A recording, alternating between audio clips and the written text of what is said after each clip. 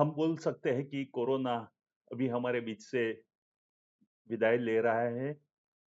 रुकी हुई जिंदगी लोगों की अब फिर से पटरी पे आ रही है, लेकिन कुछ ऐसे लोग हैं जो अभी भी एक सदमे में है, उदास है, खास कर करके वो लोग जिन्होंने कोरोना में अपने स्वजन को गंवाया है। तो आज मैं जो वीडियो करने जा रहा हूँ, उसमें कुछ होम्योपैथिक दवाइयाँ बता रहा हूँ। मुझे आशा है कि ये दवाई अगर इन लोगों को दें, तो जल्दी ही वो लोग स्वस्थ हो जाएँगे और अपनी ज़िंदगी में नॉर्मल हो जाएँगे। बहुत मैं आपको रिक्वेस्ट करता हूँ कि ये वीडियो देखकर अगर आस-पास में आपके आस-पास में कोई ऐसे लोग हो कि जो सच में एक डिप्रेशन में है, एक सदमे में है, उनको ये जो सिम्पटम्स मैच हो रहे हैं, वो दवाई दीजिए। उससे क्या होगा कि उनको जो डिप्रेशन है या उनकी जो एक उनके जीवन में जो दुःख है, वो जल्दी ही दूर हो जाएगा। और एक बात बता दूँ कि इसकी कोई साइड इफ़ेक्ट नहीं है। तो बहुत कम खर्चे में आप किसी के चेहरे पे स्माइल ला सकते हो और ऐसी ही उम्मीद के साथ मैं आज का ये वीडियो रख रहा हूँ। तो शुरू करते हैं। Homeopathic management of grief after the death of loved one. मैं हृदय से जो आत्मा हमारे बीच नहीं रहे हैं, उनकी शांति के लिए प्रार्थना करता हूँ और उनके स्वजन के चेहरे पे जल्दी स्मित आ जाए। तो होम्योपैथिक में सबसे पहली दवाई जब भी कोई लव वन के डेथ की आती है, तो हम इग्नेशिया सोचते हैं। इग्नेशिया ऐसी मेडिसिन है कि अगर अभी आपने कोई बैड न्यूज़ सुने, अभी कुछ आपकी जीवन में ऐसी घटना हुई और उसकी इमीडिएट आप पर इफ़ेक्ट हुआ, आपको शॉक लगा, सदमा लगा और उसकी आप बहुत सेंसिटिव पर्सन हो और उसकी आप पर इफ़ेक्ट हुई, तो आपको इग्नेशिया लेना चाहिए। तो एक्यूट ग्रीफ मतलब विद इन शॉर्ट टाइम कोई भी आपको न्यूज़ मिला और उसकी आप पर इफ़ेक्ट हुई, तो उसके लिए इग्नेशिया मेडिसिन है। एक पर्सन ऐसा होता है, बहुत सेंसिटिव होता है, अकेले रहने का मन होता है, बहुत उसको रोना भी आता है और कई बार ऐसा भी होता है कि वो अपना दुःख को एक्सप्रेस नहीं कर पाता है। अगर उसको आप आश्वासन दो, तो उसको अच्छा नहीं लगता है और ये बहुत हाईली इमोशनल पर्सन है, मूडी भी है, सेंसिटिव भी है। एक और सैडनेस भी होगा और कई बार उसका मूड चेंज होगा तो वो रोने भी लगेगा, कई बार वो गुस्सा भी कर देगा। तो काफ़ी मूडी और सेंसिटिव पीपल और ख़ास करके आपको यही याद रखना है कि अभी कोई उसको बैड न्यूज़ मिले हैं और तुरंत उस पर उसकी इफ़ेक्ट हुई है, उसके लिए इग्नेशिया बहुत अच्छी मेडिसिन है। ये मेडिसिन 200 या 1 एम पोटेंसी में आपको रोज़ नहीं देना है। हफ्ते में, 10 दिन में, 15 दिन में सिर्फ़ एक ही डोज़ देना है, इग्नेशिया 200 का या इग्नेशिया 1 एम का। बस उससे आपको लगेगा कि हाँ, ये पेशेंट नॉर्मल हो रहा है। दूसरी दवाई है नेट्रमूर। कई बार क्या होता है, इग्नेशिया ने कुछ हद तक काम कर दिया है, लेकिन वहाँ पेशेंट थोड़ा इम्प्रूव होके रुक गया है। ऐसे पेशेंट में बाद में आपको नेट्रमूर दवाई देना है और ऐसे लोगों के लिए कि long standing cases of grief मतलब आज से 6 महीने, 8 महीने, साल भर पहले किसी की जान गई हो, अपने स्वजन को उसने लॉस किया हो और फिर भी वो अभी भी उसी स्टेज में है, वो नॉर्मल नहीं हो रहा है, उसकी यादों में से बाहर नहीं आ रहा हो, ऐसे केसेस में आपको नेट्रमूर सोचना चाहिए। और उनके जो भी उनके साथ जो भी घटनाएँ घटी है, उनके साथ जो भी टाइम बिताया है, वो सब उनके दिमाग में एक फ़िल्म की तरह चलता है। ब्रूडिंग वर्ड है नेट्रमूर में कि उसी के बारे में सोचते रहना। ये पेशेंट अकेला रहना चाहता है, रोता भी है, उसको सैड म्यूज़िक अच्छा लगता है और अगर उसको ये नेट्रमूर पेशेंट को भी अगर कोई आश्वासन दे तो सहन नहीं होता है। ये पेशेंट बहुत इंट्रोवर्ट हो जाता है, डिप्रेस हो जाता है।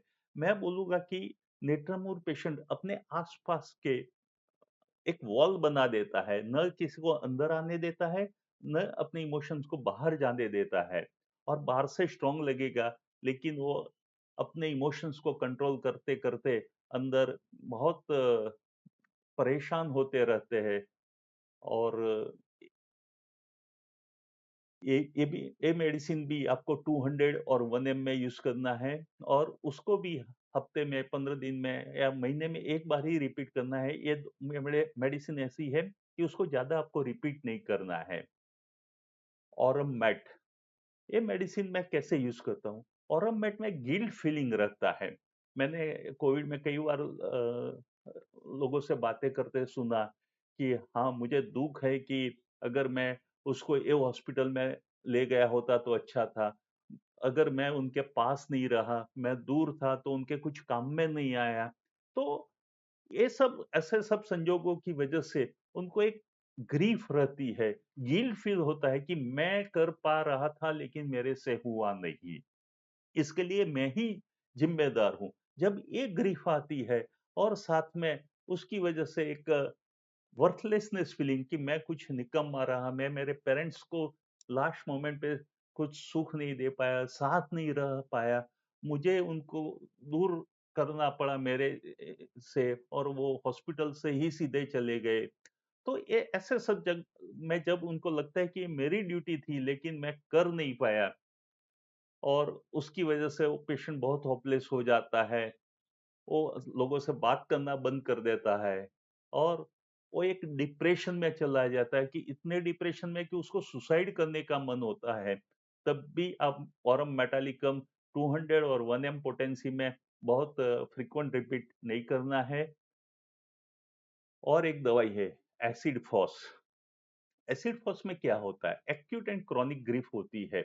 एसिड फॉस में डिजीज पहले माइंड पे आता है, और माइंड की वजह से उसकी बॉडी पे इफेक्ट होता है। आज कोई मेरा स्वजन चला गया तो उसकी इफेक्ट मेरे माइंड पे आता है, और फिर उसकी इफेक्ट मेरे बॉडी पे होगी। मेरा खाना बंद हो जाएगा, भूख बंद हो जाएगी, मेरी नींद चली जाएगी, मेरा वेट लॉस होने लगेगा, और ऐसे ही मेरे हीमोग्लोबिन कम हो जाएगा, मैं उदास रहने लगूंगा। तो ये सब में, और बाद में क्या होगा कि इनडिफरेंस टू एवरीथिंग, बस किसी से कोई रिश्ता नहीं है, उनसे बात नहीं करना है, और उनकी इम्यून सिस्टम लो हो जाती है, और उनके बाल उतरने लगेंगे, वेट लॉस होगा। और मैं आपको बता दूं कि कई केसेस में क्या होता है कि फैमिली मेंबर में सबको कोरोना हुआ होता है।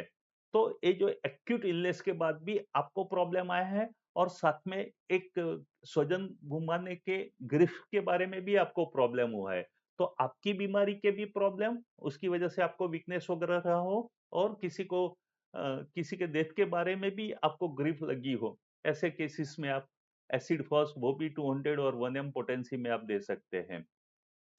कॉस्टिकम, ये मेडिसिन ऐसी है कि आप पहले पेशेंट बहुत सिंपैथेटिक पेशेंट है, मतलब उसको लोगों की बहुत परवाह होती है।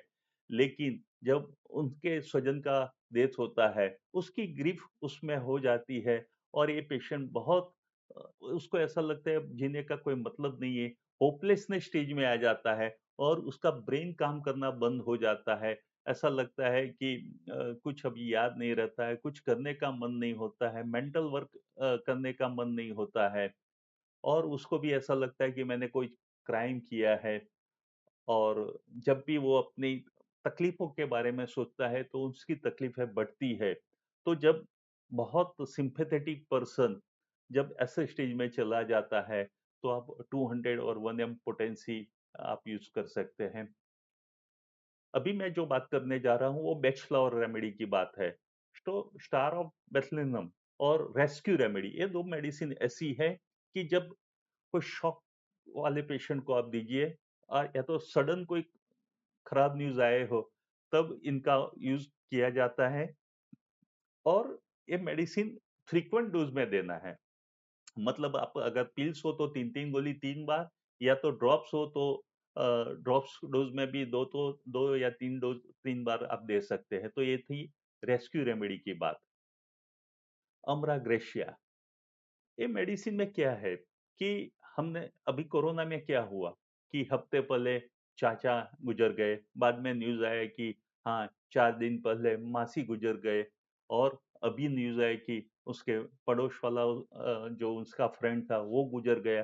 तो death one after another in the family, एक के बाद जब बैड न्यूज़ आपको मिलता है और उसकी वजह से जो आपको प्रॉब्लम होता है, वहाँ आप एम्ब्राग्रेशिया सोच सकते हैं।